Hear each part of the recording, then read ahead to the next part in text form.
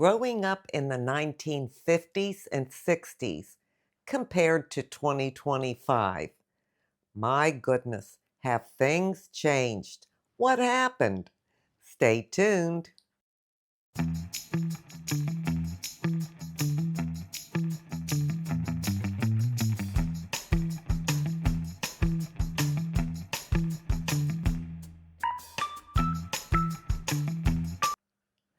Hi, welcome to my channel and thank you for being here.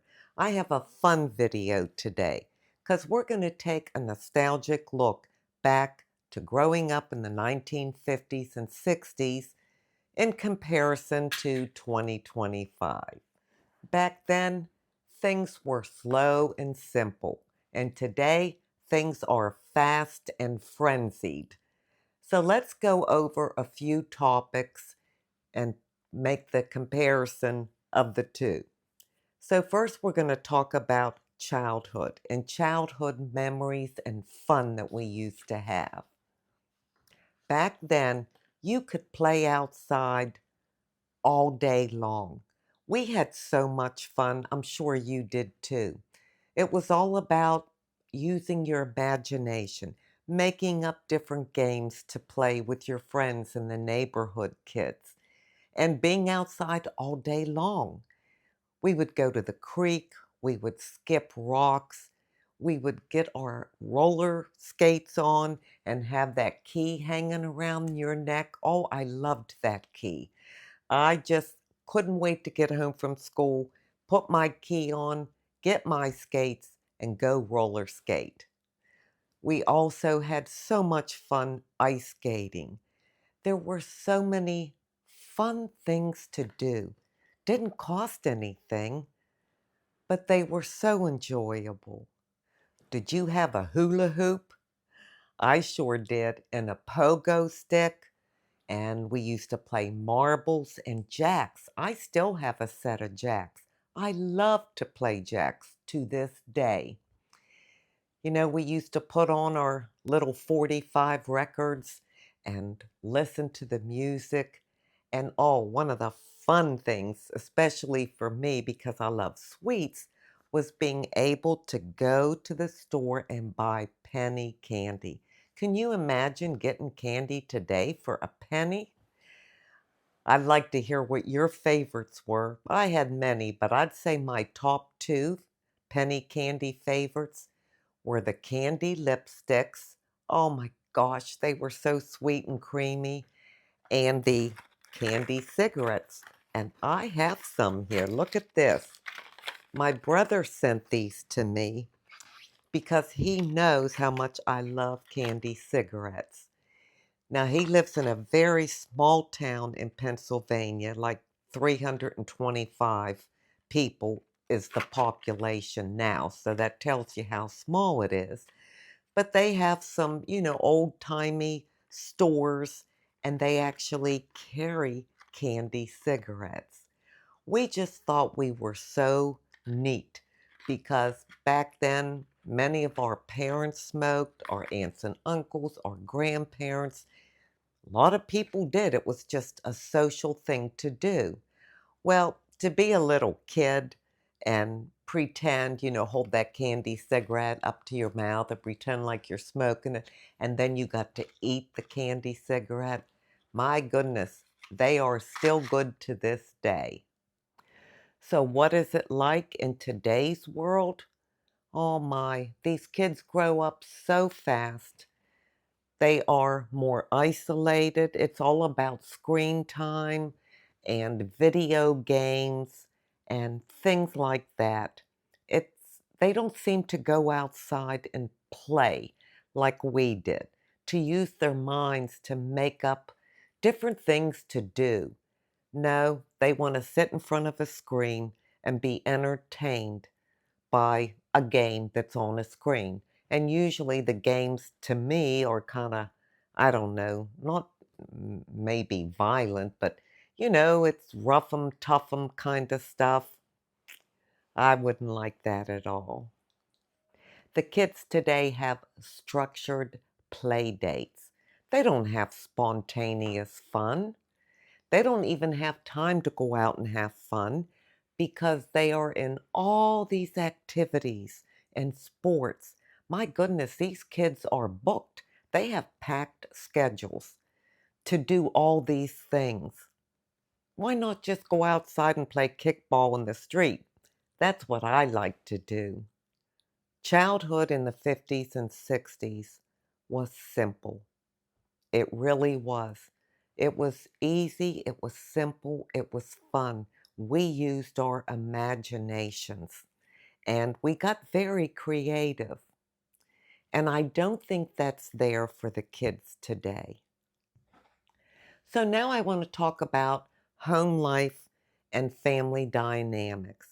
Back in the 50s and 60s, we actually sat down and had family dinners every night. It was a time to check in and catch up and share our days and learn things, learn valuable lessons from our parents, learn manners, all kind of things.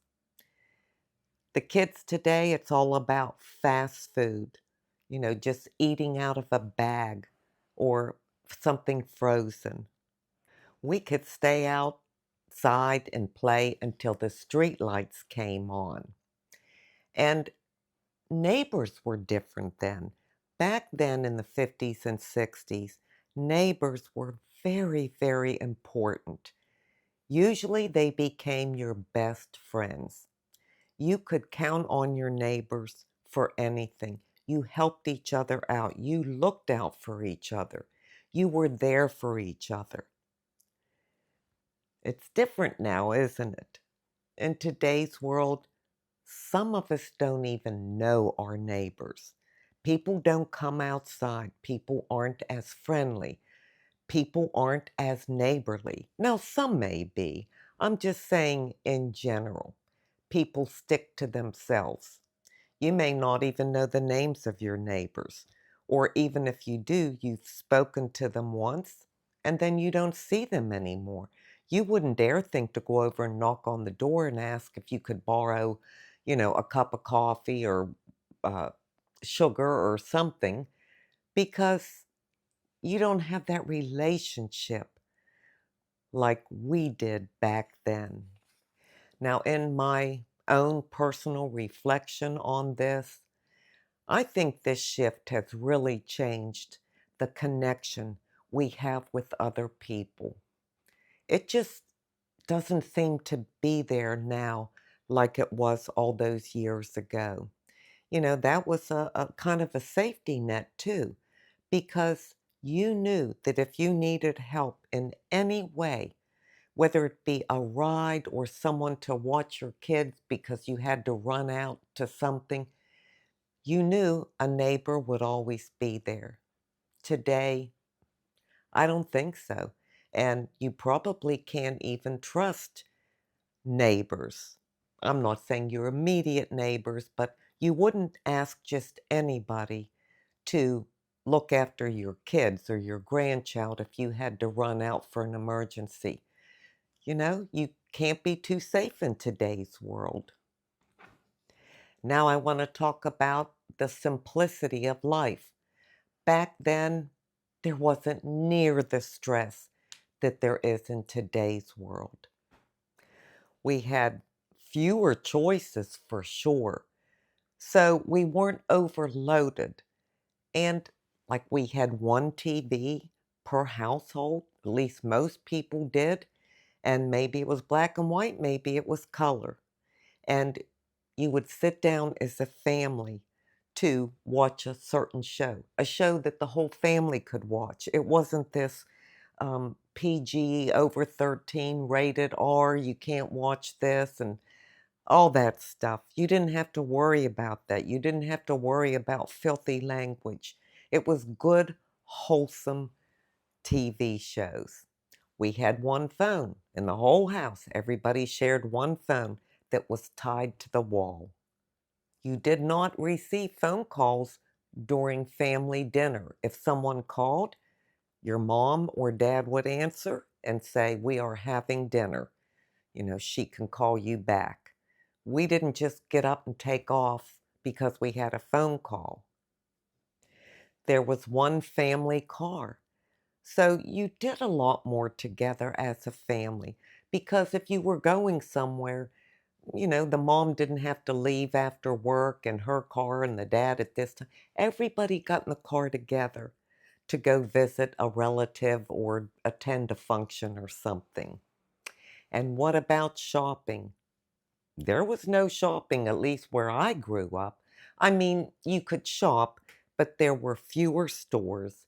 And it's not something you did as a hobby, as a pastime, to kill time, to have something to do. You only went shopping when you needed something, and that was usually a special dress for Christmas or maybe a new dress for church or a new pair of shoes when the school year started. But it wasn't this constant shopping for everything and anything. My gosh, it was so easy back then.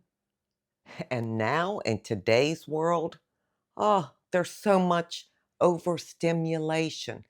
There's all the constant streaming and the texting and the choices, so many choices that the kids can't even decide what they want to do or what they want to wear because they have so many choices.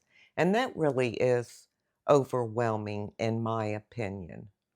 And how about the instant deliveries? You want something to eat? Home cooked meal in today's world, not so much. Everybody eating together, not so much. These kids just go online and order what they want and have it delivered to the house. And they sit in their room and eat whatever they ordered while playing a game and scrolling on the internet and texting and FaceTiming and all this stuff at the same time. So when I reflect on the comparison of those two, I can see where having a simpler life and far less choices is so much better, at least in my opinion. When we have fewer options, we have more peace and more contentment. And I remember feeling that, and you probably do too. If you were able to get one game for Christmas, no matter what that board game was, when you got it, you were so excited. You were content. You could play that board game the whole year, play it with your family, your friends, everything. Today, something new comes out an hour later, and you'll get 100 texts about it, and then you feel you have to go get it because you might be missing something. I think that's so sad. And how about aging and fashion? Back then, people dressed just classic fashion. It was all about modesty. It was all about aging naturally and just showing off your own beautiful features. We would dress up for events, and many people made their own clothes and made clothes for their children. And today, it's all about fast fashion, trends that changes constantly. I don't know how people keep up with it. It's not about aging naturally. It's about all the cosmetic treatments and the different beauty products and the magical creams that's going to erase all the wrinkles and all that stuff. I don't know why we just can't be ourselves. So, to me, in reflecting on the comparison of these two, just having the freedom to be who you are and accepting your beauty for what it is, and everybody is beautiful. That is the only choice to make, in my opinion. How about social life and communications? Well, there were a lot of community gatherings, neighborhood gatherings. We saw each other face to face. We visited with people and looked into their eyes. We wrote handwritten letters, and we had real friendships. We didn't see each other on a screen. We saw each other in person.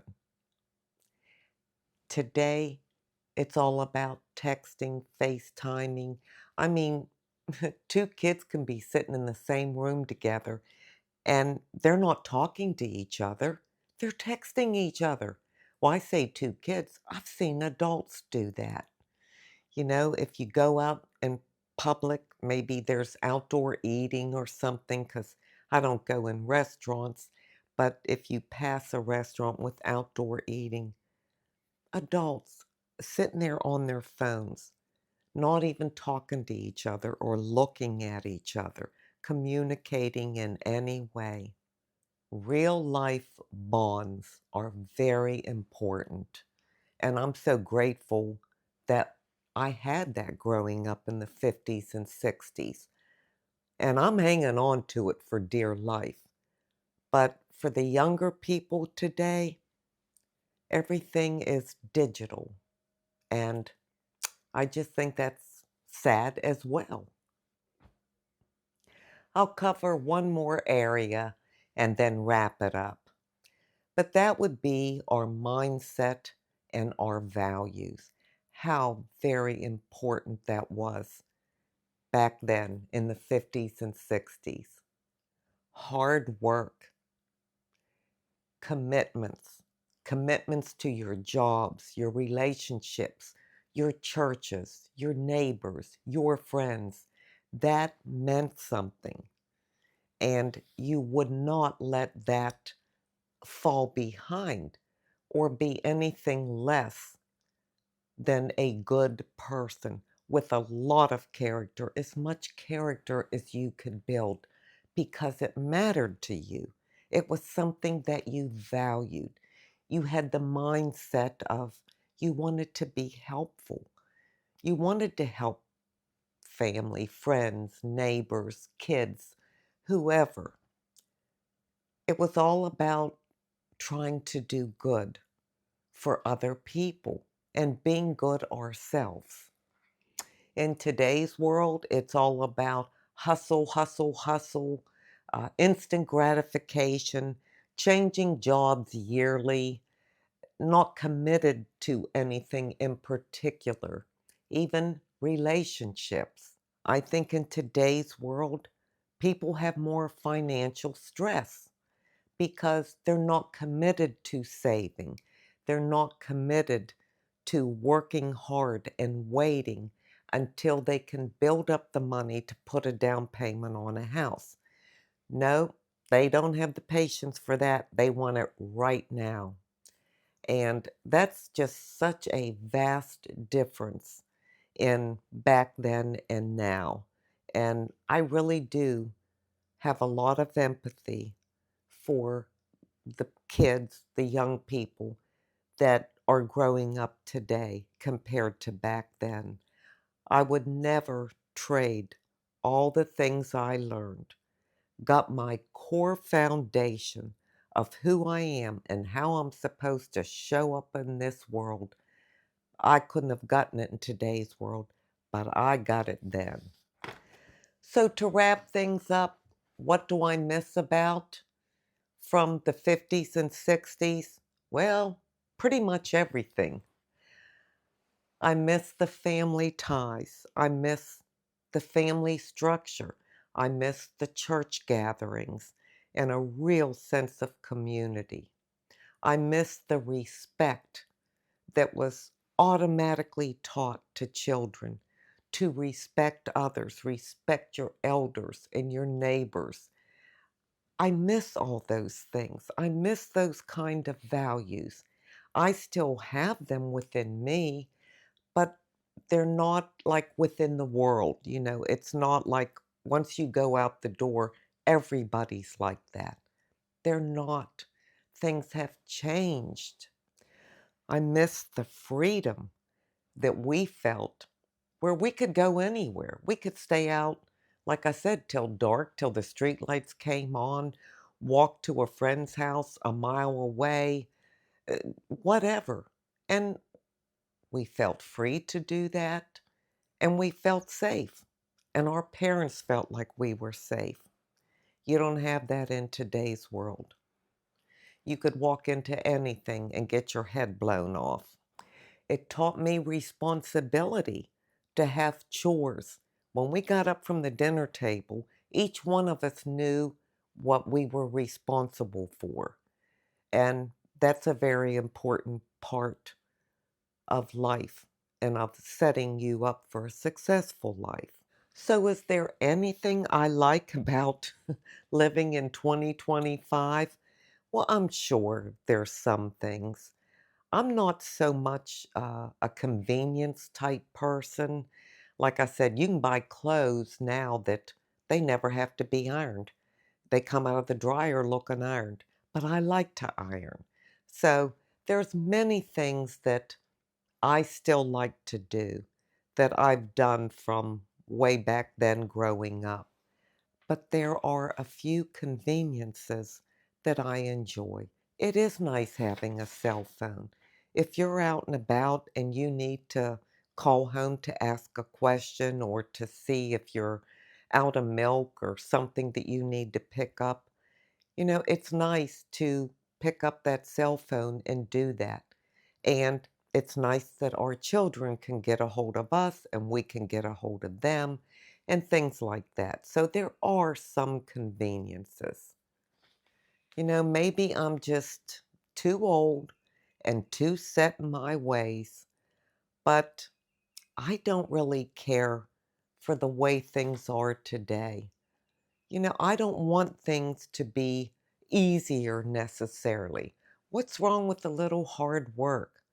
I don't want to just be able to sit in my house and call to have someone come in and clean it, go on the internet, find food, have somebody deliver it, all that stuff. It's important for us to keep moving, to be able to be sufficient, to do things for ourselves and not always look for a way out. I guess the reality is maybe to try to find a balance. Like, here I am, it's 2025 and I'm still here and I'm living in this world. So that's a fact. And like I said, I'm not saying there are no advantages. I think it's more moral issues than, convenience and things like that. I mean, after all, if it wasn't for some of the conveniences, I wouldn't be sitting here making a YouTube video. That wouldn't even be possible. So I'm grateful for that. But I am hanging on to the things that I learned and I enjoyed growing up in the 50s and 60s. And I'm not going to let it go. I'm content with it. That's the way I choose to live. I don't have to jump into today's world and society and what things are like in 2025 just because everybody else is. I'm not a crowd follower. So I'm going to keep the good from back then. I'm going to take some of the pieces from now that I feel fit in to my life and just leave it at that. Now I need to know, how do you feel? Did you like growing up in the 50s and 60s? Did you like it better then than you do now? What do you like about now? What do you miss about then? So many questions. But if you have a chance, leave me a comment and let me know. Well, that's all I have, but I'm going to leave you with an inside beauty tip. My inside beauty tip is from 2 Timothy 3 1 through 5. But understand this, that in the last days there will come times of difficulty, for people will be lovers of self and lovers of money, proud, arrogant, abusive, disobedient to their parents, ungrateful, unholy, heartless, unappeasable, slanderous, without self control, brutal, not loving good, treacherous, reckless, swollen with conceit, lovers of pleasure rather than lovers of God, having the appearance of godliness but denying its power. Avoid such people. Now, I don't know if this scripture that I chose to go along with this video is going to come across the way I want it to. I am in no way saying that this is the end times or we are in the last days. Nobody in the world knows that except for Jesus. So we can't say that or even think that. But times have changed. I mean, to me, in my opinion, there is so much more evil today than there was back then.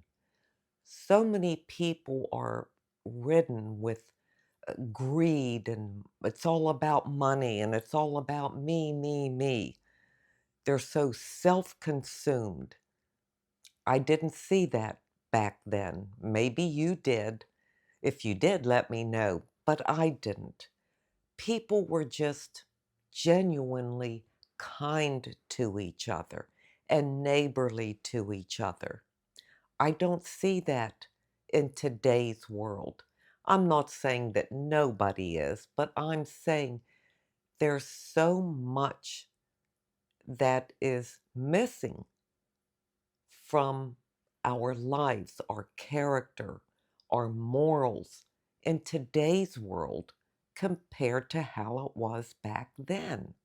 There are many people that are very ungrateful in today's world. I mean, they're entitled. They think they should have more, more, more. They're not grateful for what they do have.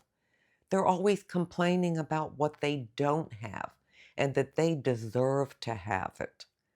Well, none of us deserve anything. And I know back in the 50s, 60s, even 70s, we were grateful, grateful for any little thing that we had. And I don't see that in today's world. We weren't so consumed with ourselves and trying to outdo each other and keep up with the Joneses and all these things that you see today. I just think it's pathetic, quite honestly. It really is. And I'm so hoping that a change is going to come over this whole world, that somehow the people that are growing up today and living in today's times that don't have that foundation from back in the 50s and 60s, I hope in some way that that can be infiltrated into their lives, that they can learn these things. Maybe they're not going to learn it around the dinner table and through their families, but that they learn it somehow, that they have an aching and a yearning for it. That is my hope and my dream.